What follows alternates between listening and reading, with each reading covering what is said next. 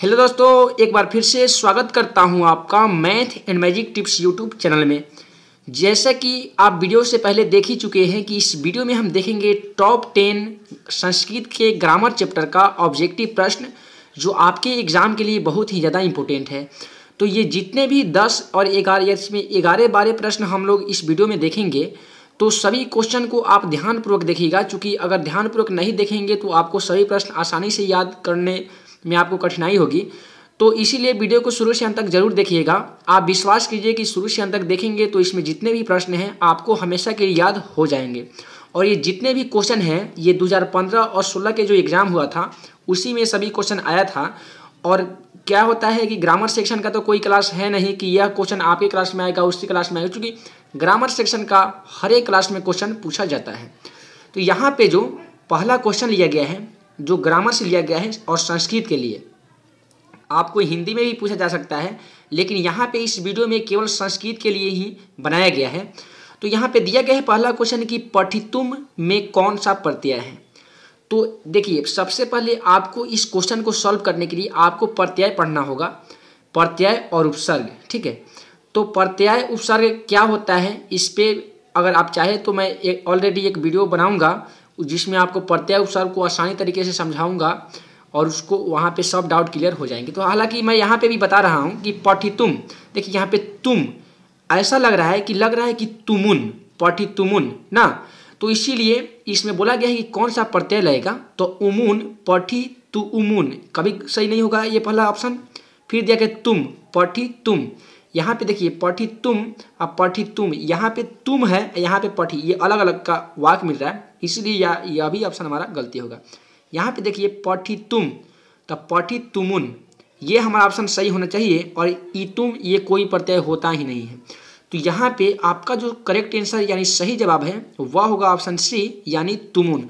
चूँकि तुमुन प्रत्यय से बहुत सारे क्वेश्चन आपके मैट्रिक एग्जाम में आते हैं। और कतवा प्रत्यय, ये दो ऐसा प्रत्यय है जिससे 2 या 3 क्वेश्चन आपके एग्जाम में हमेशा रहेंगे ही रहेंगे। आपको हमेशा के लिए मैं आपको बता दूं कि ये 2 ऐसे प्रत्यय हैं जिनसे 2 क्वेश्चन आपके एग्जाम में गारंटी है कि आपके एग्जाम में रहेंगे तो रहेंगे। आप याद करके एग्जाम में जाइए, यह क्वेश्चन 100% मैं कहता हूँ कि यह ऐसा प्रश्न आपके एग्जाम में जरूर रहेगा। फिर अगला क्वेश्चन को देखें, चूँकि ये तुमुन वाला बता दिए हैं और बता रहे थे कतवा प्रत्यय, तो उसी से ये क्वेश्चन लिया गया है कि गम प्लस कतवा से कौन सा शब्द बनेगा। तो यहाँ पे गमित्वा गलती है, फिर है गत्वा और फिर दिया गया है गत्वा और दिया गया है गमत्वा। तो आपका जो सही है वह है ऑप्शन सी यानी गत्वा। चूँकि कतवा में अगर मान लेते हैं दिया गया है पठ प्लस कतवा तो क्या होगा, तो पठित्वा। हंस प्लस कतवा तो क्या होगा, हंसित्वा ना। यहाँ पे दिया गया है पठी जोड़ तुमुन तब हुआ है पठितुम। उसी तरीके से आता है लिख जोड़ तुमुन तो वो हो जाएगा लिखितुम। ठीक है, तो उस तरीके से ये 2 क्वेश्चन को हम लोग सॉल्व कर चुके हैं। उसके बाद में क्वेश्चन देख रहे हैं क्वेश्चन नंबर 3 जो इसी तरीके से है, जो संधि विच्छेद से लिया गया है। दिया गया है विष्णु प्लस अन्न से कौन सा शब्द बनेगा।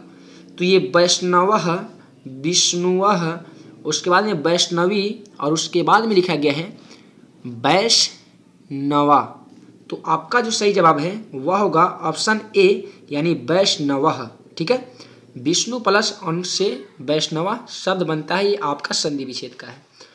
उसके बाद में फिर अगला क्वेश्चन दिया गया है गणिमा शब्द में कौन सा, गणिमा शब्द में कौन सा प्रत्यय है।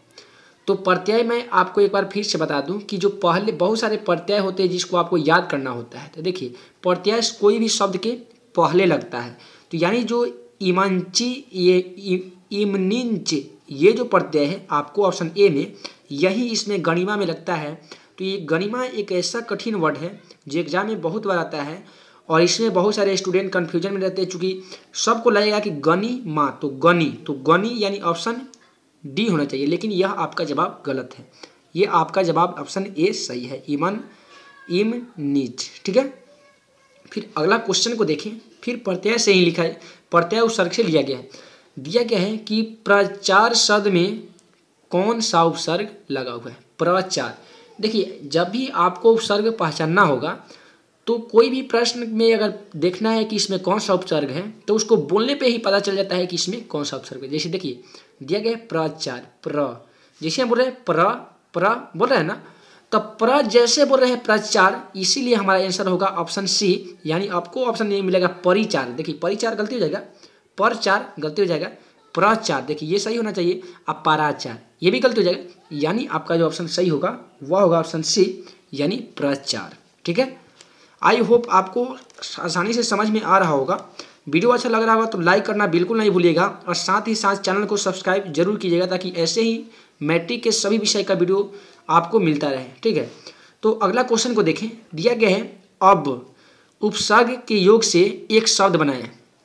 यानी इसके लिए आपको ऑप्शन से चलना है कि ऑप्शन में कोई ऐसा वर्ड होगा जिसके पहला अक्षर अ होगा, अ। ठीक है, यहाँ पे ऑप्शन को देखिए, क बिल्कुल गलत है, प्र ये भी गलती है, और औकरह ये देखिए अ हमारा चाहिए और अ हमारा मिल गया है, यानी हमारा ऑप्शन सही होगा ऑप्शन सी, यानी औकरह। ठीक है, उसके बाद में उसी तरीके से क्वेश्चन नंबर 7 दिया गया है कि मई शब्द का मूल रूप क्या होता है, मई। तो ये आपको धातु रूप याद पढ़ना होगा। ये दिया गया तद, युष्मद, अस्मद और यम। तो इसका जो सही जवाब होगा वह होगा अस्मद। ठीक है, उसके बाद में क्वेश्चन नंबर 8 की तरफ हम बढ़ते हुए हैं, जो दिया गया है बहुत ही ज़्यादा इंपॉर्टेंट। आपको संस्कृत को बनाने से पहले आपसे एक रिक्वेस्ट है कि आप क्या कीजिएगा कि जो बालक शब्द, बालक का शब्द रूप होता है, बालकः, बालकौ, बालका, बालकम, बालकौ, ये जितना होता है ना 7 रूप होते हैं, तो इसको आपको आसानी से तरीके से आपको किसी न किसी तरह याद कर ही लेना होगा, क्योंकि इसमें से बहुत सारे ऑब्जेक्टिव भी आते हैं और इससे आपको अनुवाद बनाने में बहुत हेल्प मिलती है। लकार याद करना होगा और उसके बाद में बालक का शब्द रूप याद करना होता है। तो इस तरीके से, हालांकि मैं इस पर भी संस्कृत का हर एक चैप्टर बाय चैप्टर वीडियो रोज़ अपलोड करूँगा 2-4 दिन के बाद। तो इसको सभी विषय का अगर वीडियो चाहिए तो चैनल को जरूर सब्सक्राइब कीजिएगा, क्योंकि आने वाले वीडियो आपसे मिलता रहे। तो यहाँ पे देखिए बालक, बात कर रहे थे बालक वाला, तो दिए गए बालक शब्द का षष्ठी बहुवचन रूप क्या है।